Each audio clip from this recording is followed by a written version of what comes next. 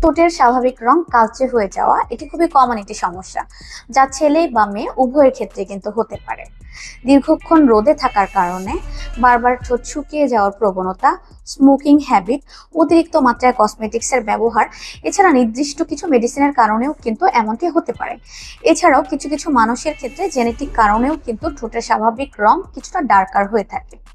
এ ধরনের সমস্যায় আমরা পেশেন্টকে লিপ লাইটেনিং ট্রিটমেন্টটি সাজেস্ট করে থাকি।